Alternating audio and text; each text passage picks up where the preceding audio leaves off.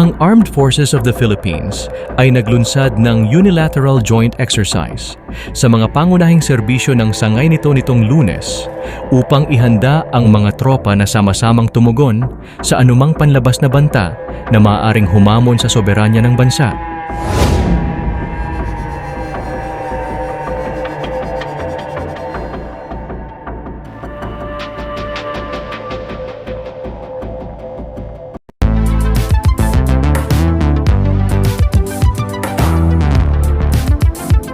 Huwag kalimutang i-like at i-share ang video na ito at mag-subscribe ka na din sa aking channel para updated ka sa mga bagong videos.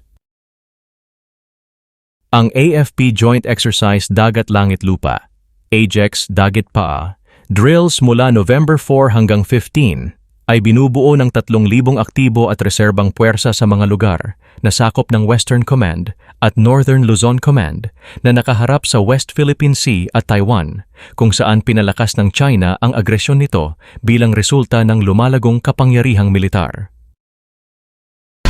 Ang objective po natin dito sa exercise na ito ay maging dalubhasa yung ating mga sundalo sa territorial defense. Ang Ajex Dagit Pa ngayong taon ay simulation ng Territorial Defense Plan ng militar na tinatawag na Bantay Kalayaan.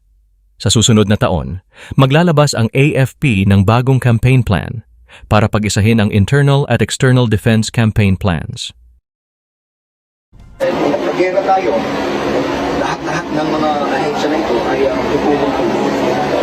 Isasama rin po natin ngayon sa exercise na ito yung mga reservists natin.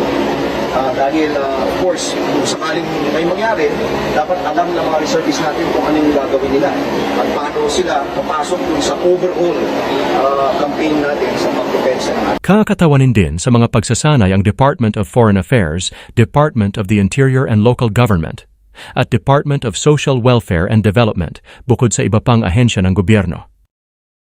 Ayon kay Major General Marvin Licudin, Ajex Dagit Pa Exercise Director, inaasahang susubaybayan ng China ang mga drills tulad ng sa mga nakaraang okasyon, ngunit sila ay nakapagplano na at naghanda para sa mga contingencies sa anumang paraan. Same way they've always responded. They have a front seat to the exercise. Manonood sila. Yes. And we don't mind. Sinabi ni Lawag City Mayor Michael Keon noong nakaraang buwan na ang Ajex Dagit Pa sa kanyang bayan ay gaganapin sa Barangay La Paz na sumasakop sa kanlurang baybayin hanggang sa Burgos, Ilocos Norte. Pahayag sa isang post sa Facebook ni Mayor Keon, ito raw ay isang ehersisyo upang ilipat ang isang malaking bilang ng mga tropa at kagamitan mula sa Lawag City patungo sa Burgos na magiging isang pagsubok sa organisasyon ng logistic at mga maniobra.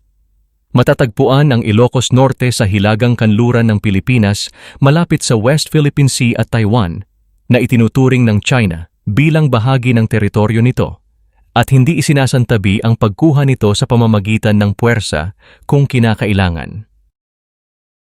Nitong katapusan ng linggo, iniulat ng Taiwan ang pagtaas ng aktibidad ng militar ng China sa paligid ng isla habang papalapit ang halalan sa pagkapangulo ng US. Inaangkin din ng China ang halos buong South China Sea, kabilang ang mga bahaging inaangkin ng mga kapitbahay nito. Ang mga drills sa Ajex Dagit Pa, bukod sa karaniwang field at live fire na pagsasanay, ay magsasama sa unang pagkakataon ng isang information warfighting exercise habang ang militar ay nananawagan para sa strategic communications and information operations in modern defense operations sa gitna ng umuusbong na pakikidigma.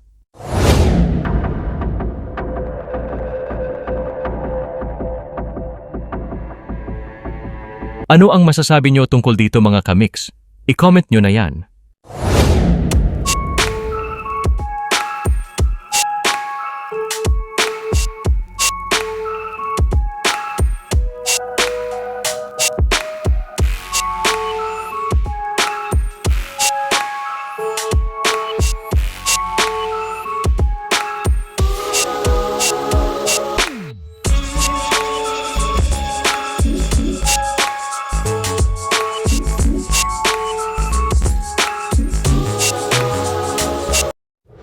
Salamat sa panunood mga kamix.